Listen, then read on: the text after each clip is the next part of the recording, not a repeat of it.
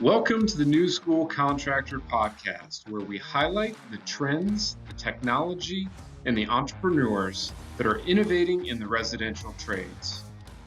All right, today on the podcast, we welcome Mike Claudio of Win Rate Consulting. Mike's a contractor coach, the author of Too Strong, new book released just a month or so ago.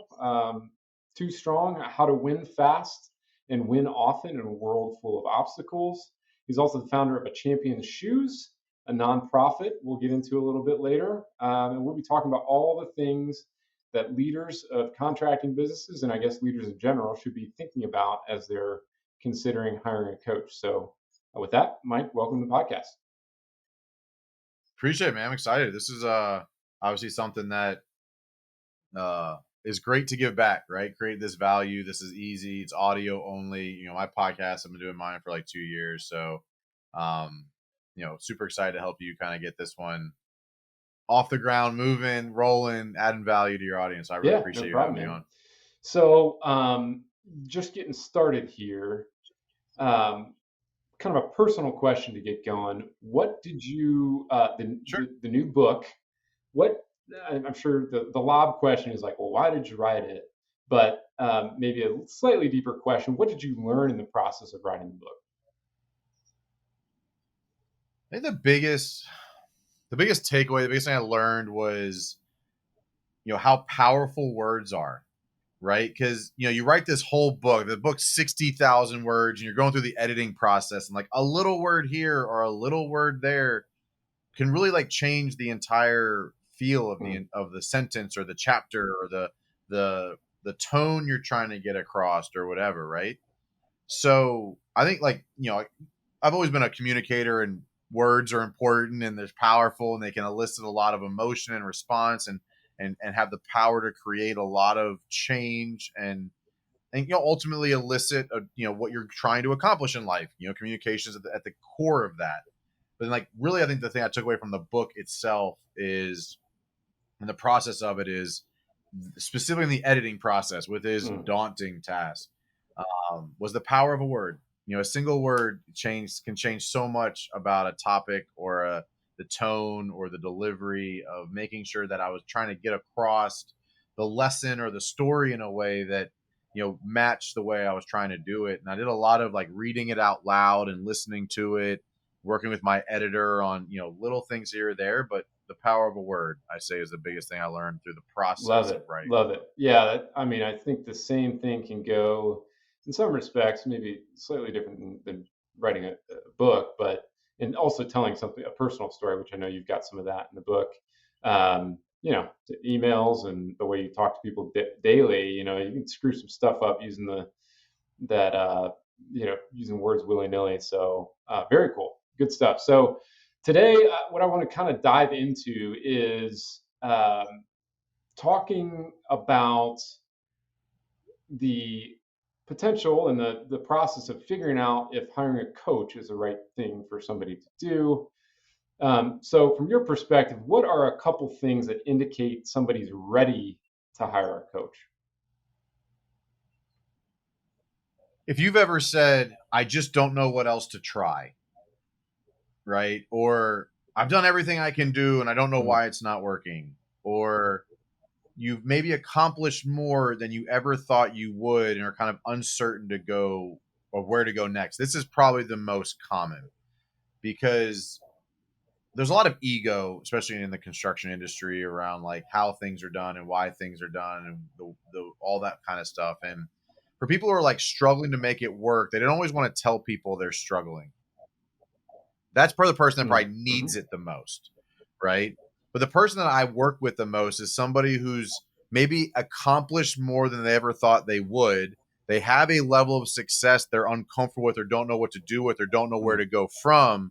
So they have some level of success, but they're starting to fail because they're getting bored, they're getting stagnant, they're getting uncomfortable, they're getting, somewhat complacent or even annoyed with their business that they built. Because once you get above a certain, plateau, if you don't redream or reimagine, you end up kind of like floating there and become stagnant. And that can be a very dangerous place for somebody and it'll make the whole thing kind of crumble if you don't create a new vision. So that, I'd say, like, at a very high level, those are three times where people can seriously benefit from a coach, because especially, I know this is part of some of the future questions I'm sure you're going to ask, but it's around, working with somebody who's been through what you want to go through. It's invaluable. I'll never not have a coach again. I mean, I've had a coach for years in different ways, different people, different groups. And, I have a coach right now I spend a lot of money with, because I want to figure out, how do I get to the next level? How do I become better? How do I evolve? How do I bring more value to my audience and customer base? So, if you're like, I want to go there and I don't know how to get there, and I'm willing to invest to get the answers, you're the greatest coaching client a coach could ever ask from Love that it. perspective. Very cool. So there's a lot of people I think that have heard about the coaching thing, might have those ideas where they're like, hey, I do need some help. I don't know what else to do. But what are the things in those moments, as you talk to people, what holds people back from pulling the trigger, and what holds people back from actually moving forward with that coaching experience? I think there's two big ones. First is the thought of the money Mm-hmm. investment, right? The fear of the investment, but the fear of the investment's only there if you there's fear it won't work. Because if it works, if you give me $100,000 a month and I bring you $500,000 a Right. month, it's worth it, right? So I think what really holds people back is their lack of self belief that they'll actually follow through, because most business owners have made decisions to do something, or have committed to doing something, or told themselves, this is the quarter or this is the year I'm going to make that change, and then they never follow through for themselves. So to pay somebody to tell them to do something that they don't think they'd actually be able to follow through on, I think that is like the deeper kind of thing that holds people back.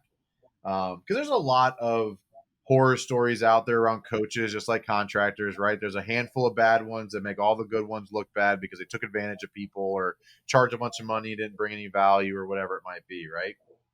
So there's always that. There's like, am I hiring the Right. right coach? So there's probably some questions we'll get into that I think are worth asking if you're going into the process of considering it. But I think typically there's this ego of, I'm not paying somebody else to tell me what to do. But like, imagine if somebody could have helped you avoid the last 5 problems or the 5 mistakes you made. What is that worth? Probably a lot more than you'd be willing to pay somebody.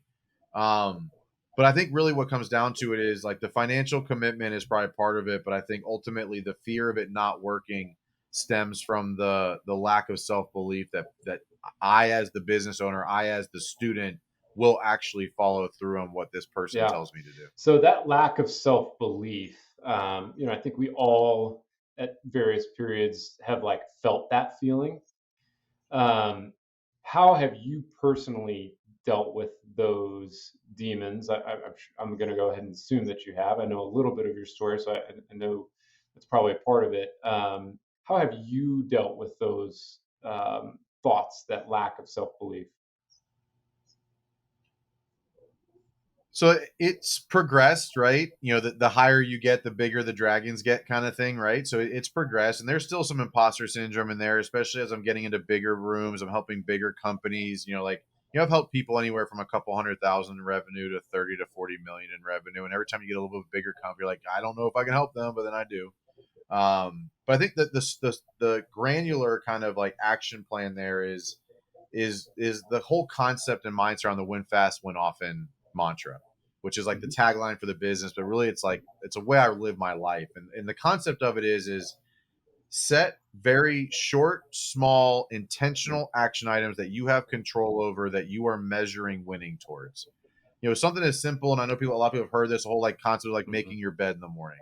I know somebody right now who I was like, if you just commit to making your bed every day, you will solve a lot of your problems. And he did, and he quadrupled his business in 2 years, like legitimately quadrupled it. And the only thing that changed was he taught himself how to commit to doing a small thing consistently, which gains confidence that you can actually follow through. So win fast, win often, which is like the really the way I've lived my life for a very long time, is around setting up the next win, following through on it, and consistently doing that day over day over day over day.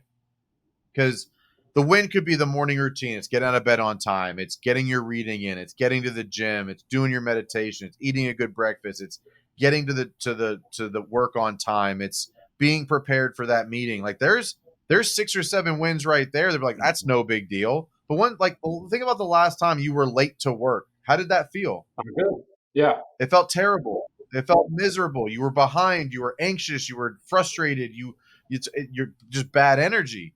So that loss that I would consider a loss may be small in the grand scheme of things, but what losses did that create? The whole domino effect. Just like consistently winning turns into a winning streak, consistently losing turns into a losing streak. Well, in a day, it's not a big deal, but there was a point in my life that I was 320 pounds. I'm about 235 right now. Fighting weight. Decent amount of muscle. Yeah, I'd kick ass right now. But I didn't get to 320 in a day. 320 happened with months and years of bad decisions, right? Well, the same thing happens in relationships with your spouse. How did we get here? How did it get so bad? Well, a lot of bad decisions. And what happens is people they let one bad decision careen into the next one, right? Where it's, well, I had a bad meal, so I might as well have another bad meal today. Or, I had a drink this weekend, I might as well have another one tomorrow. Or whatever it is, right? Like that, whatever your thing is. Because a drink a week can turn into 7 days of drinking in a couple weeks if you're not careful about it, right? Because I'm not like an alcoholic, but alcohol is a habitual thing for me, and having a drink or two every night is very easy for me to get back to if I'm not intentional about making good decisions. So I set up my routine to intentionally create winning streaks that allows me to let that kind of spread throughout the rest of the things that I don't have control over, right? Because the incidentals, the things outside your control, the fires, the things that pop up throughout your day, if you're on a losing streak, how do you think you're going to handle those? If you're on a winning streak, how do you think you're going to handle those? And I choose to try to win the things I have control over, which allows the confidence to build, which allows you to get wins you may not have realized you could, which allows you to be more prepared for certain situations that pop up, which allows you to get a desirable outcome, which starts to build the confidence over time. Got it. Love it. So what do your best clients do that you wish more of your other clients would do? Oh man. I mean, take action is probably a very broad statement, but I give a lot of people advice, and then we talk in the next call, which is a week or 2 weeks later. They're like, this happened, or this got in the way. I didn't get the whole list done, or I got most of what you asked me to do to get done. And then there's others that are 2 or 3 days later, bro, I got it all done. What else can I do? And I'm just able to get more accomplished and create a bigger impact with those who are willing to just dive in and do the work. And those that allow excuses and bad time management kind of get in the way. So I would say if there was one thing, it'd be do the work. Those that do the work just are better, and those that don't, not that they're bad. I don't get the same level of results with those that kind of drag out the action items. So how do you? This is something I feel in my business as well. How do you balance the creativity it takes to grow a business and the regimen and the kind of discipline it takes to grow a business as well? Sometimes those things can feel at odds with each other. Yeah, so I would say it's actually a great question, and I don't want to quote Jocko here, but discipline does equal freedom. Because here's what happens. Here's what crushes creativity. What crushes creativity is mentally holding a giant backlog of to-dos and guilt. So when you feel like you didn't do what you were supposed to do today, it's hard to have the clear mind to actually be creative. So I think in my mind, my structure, my rigidness, and including in that structure and rigidness, creativity time allows me to say, I have done everything else that I'm supposed to do today. Now I can give myself permission to be creative and do things like podcasts and YouTube stuff. But, if I was on this call with you, like it's 6 o'clock, right? It's 6:30 at night right now. I've been working all day. Family's downstairs. Wife's cooking dinner. If I'm sitting here worried about all the stuff I didn't get done today, it'd be very hard for me to be Yep. attentive and focused and creative and articulate and bring value to you, right? Well, I do this like dozens of times a week with my coaching clients, right? I have to be focused on the person that's in front of me. So if I'm not getting my stuff done when I told myself I need to get it done, it's very difficult to focus on the person in front of me. And the person in front of me pays me a lot of money for my attention. And so that's disrespectful to them. So my focus in being disciplined and structured gives me the freedom to be creative when it's time to be Love it. creative. So I don't think it's one or the other. I think one creates time and space Very for the cool. other. So, a couple of maybe more tactical questions about the coaching world, and maybe a little about how you run your business, and getting into that a little bit. In general, we'll say that contractors are cheap. I know many aren't, but especially those that are grinding out less than $1 million in revenues. That can be tough, right? You're kind of in the mouth, and Yep. trying to make it all work. Um, I know you work with contractors that in other businesses that are larger than that as well, but how in general do you talk about the investment of the coaching experience? So, man, it's like I go like we can go deep into that rabbit hole. Cheap contractors. So I think it's the easy answer is this is I offer, like me personally, from day one for the last 3 years I've been coaching, I've always offered 100% money back guarantee. If you don't get a Cool. return on your investment, I'll give you all of your money back. And no one's ever asked for their money back. I've had, I don't know the exact number, probably 180, 190 companies I've coached over the last 2.5 years, and no one's ever asked for their money back. But that doesn't change the fact that I have to instill hope in them that those payments will go towards value, because they still don't want to Yeah. waste the time and they're still uncertain, even though the guarantee is there.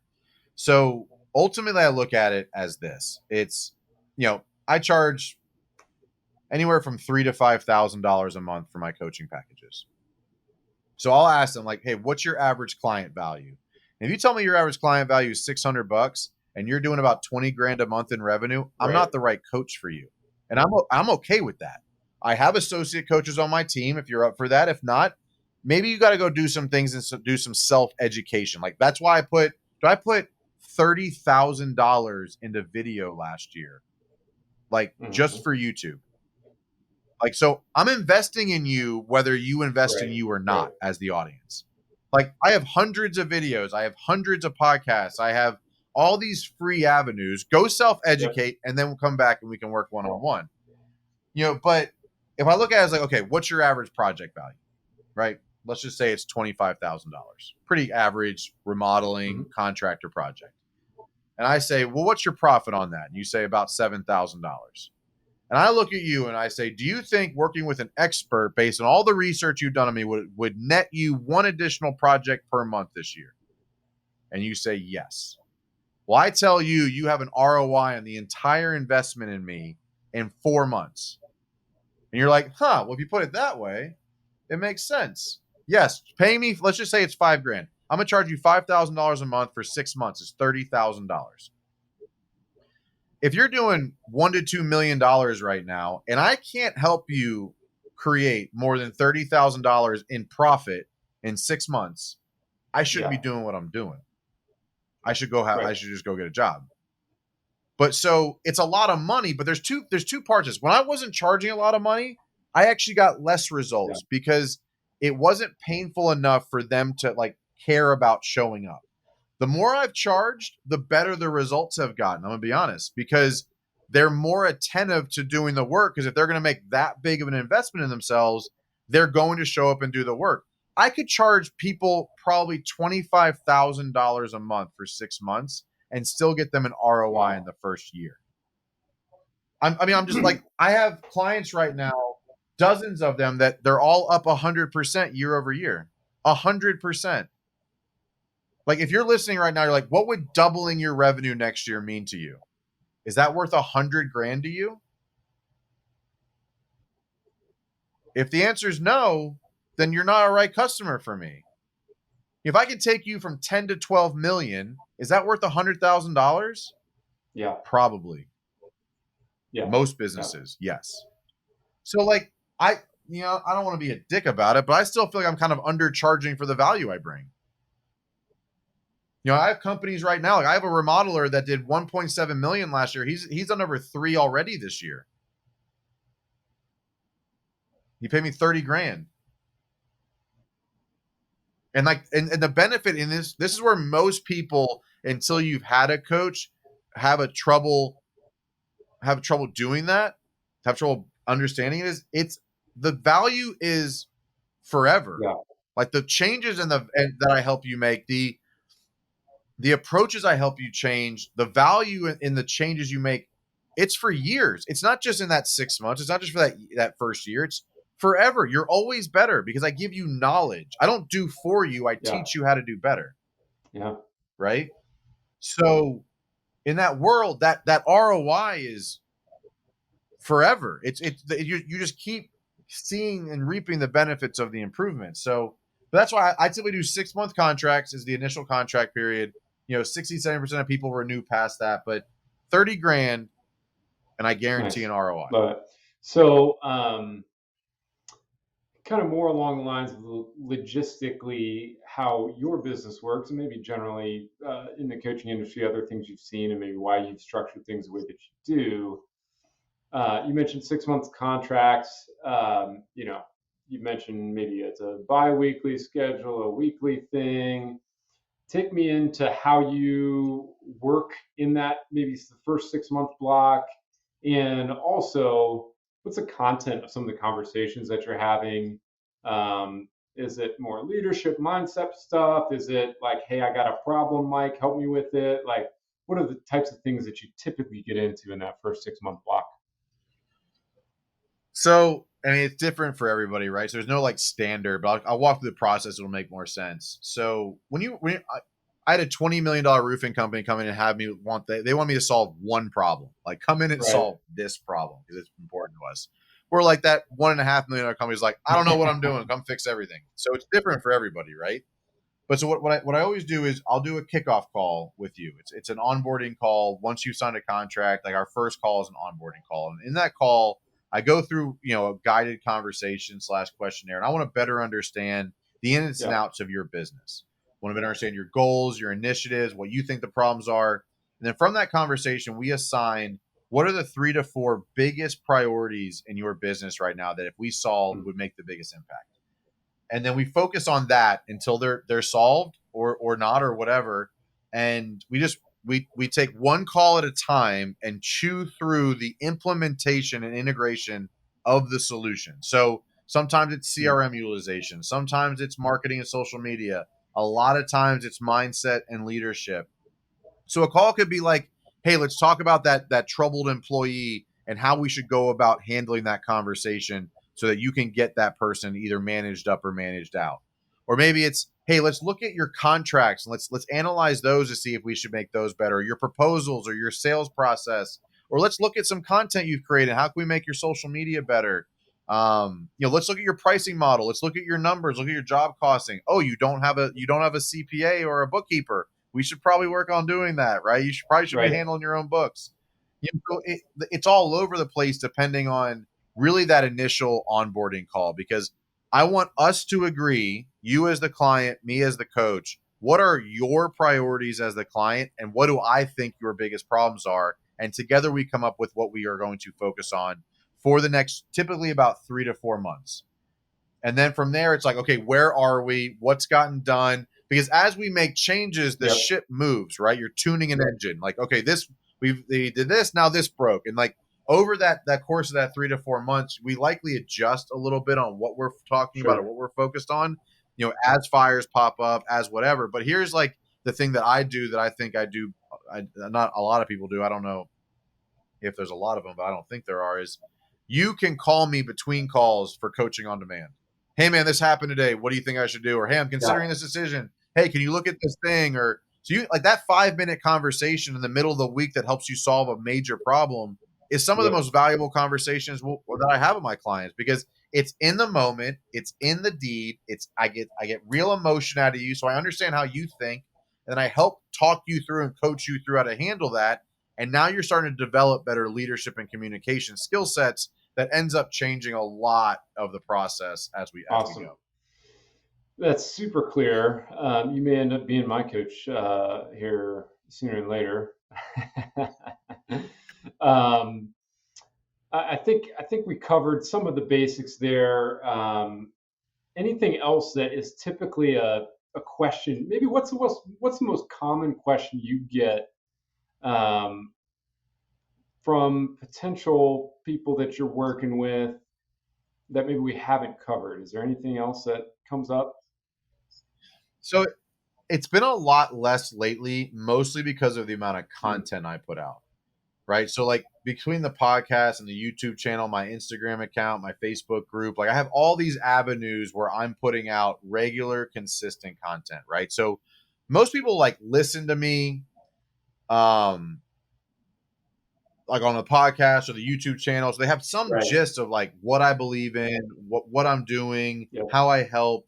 So typically it's like they call it Mike, what does it cost? Like I've been following you for 3 or 6 Right. months. I think you can help me. What does the process look like? So we kind of answered that. That's still what's the process? What does it cost? That's typically at the top of it. From there, it's really around like, have you worked with a Mm, company like me before? Like, have you worked with a restoration company? Have right. you worked with a painter? And like the answer for the most part now at this point is yes. I've worked with a lot of different types of businesses. But my answer has always been the same. Like, what do you think makes your business different Right. than everybody else's? You have sales, you have marketing, you have production, you have operations, you have finance, you have HR, you have employees, you have customers, you have a product, you have social. Like, what do you think makes Right. your business different? And they typically don't have a very good answer for that. They just want the reassurance that, like, oh, there is some validation. Because if I were to say, hey, yes, I have, you'd be like, oh, okay, cool. No one's ever said, well, which one? Can I talk to one of them? No, there's like, have you worked with a painter? I'm like, yeah, all the time. Oh man, that's Right. awesome. That's great news. They just need Yep. that little nugget that makes them feel more Yep. comfortable in the decision. But ultimately, there's nothing that makes Yeah. businesses different. Yeah.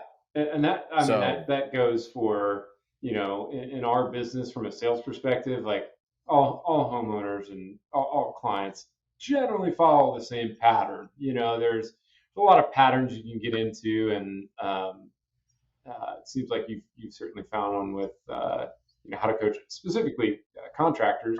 But I mean, at the same time, you probably could coach just as well a bunch of other different people.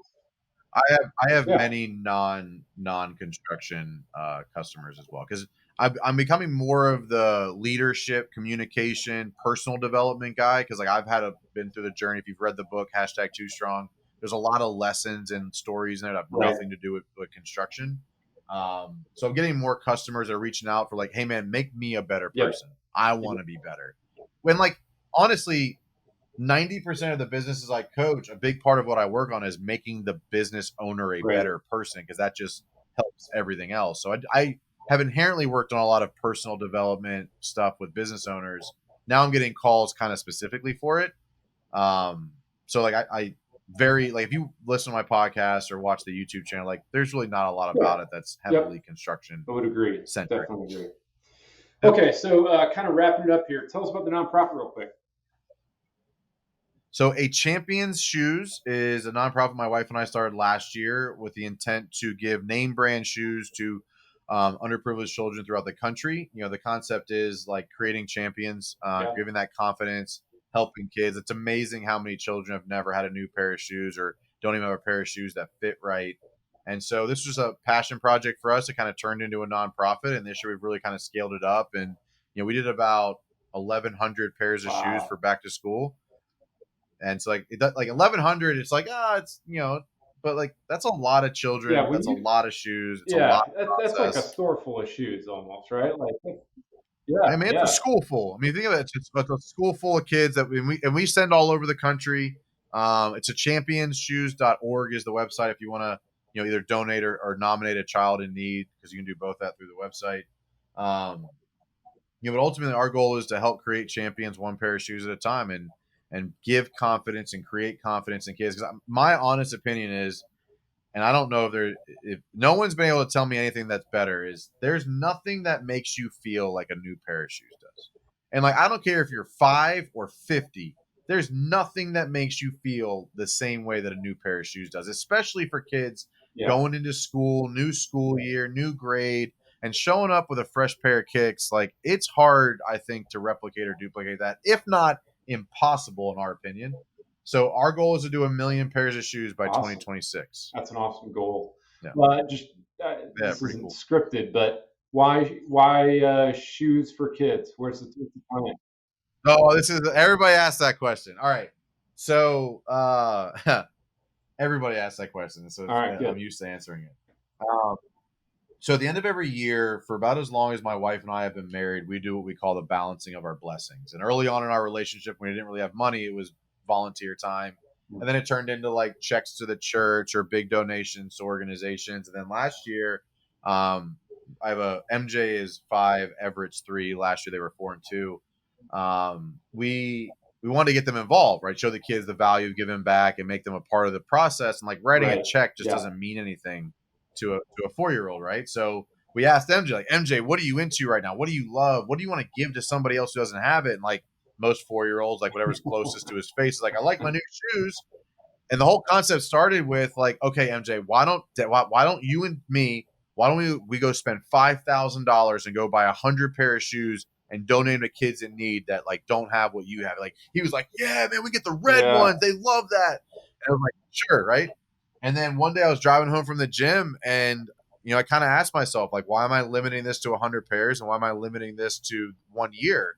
And I Googled how to start a nonprofit and just followed the steps. That's awesome, man.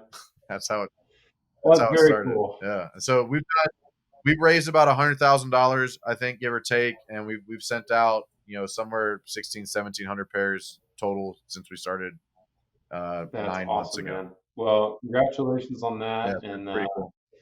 Appreciate it. Very cool mission, and awesome you got your kids involved with it too. It's a really cool thing when you can get your kids involved in figuring life out. No, absolutely. Yeah. Absolutely. So, all right, wrapping up here. How can people get a hold of it? I mean, the best place is on Instagram at Winrate Consulting. That's my primary engagement platform. Shoot me a DM there. I mean, winrateconsulting.com is the coaching website. The Big Stud Podcast is my podcast. Mike Claudio on YouTube. That's where my content places are. But if you just want to ask me a question, you want to get at me, shoot me a DM on Instagram is best. That's where I spend most of my time communicating with people. Well, we'll call it there. Mike, appreciate you being on the show, and look forward to seeing you around. That was awesome, man. I really appreciate having me. Those were great questions, man. Good job. Way to be prepared. Yeah, That's awesome. No problem, Mike. Thanks, man.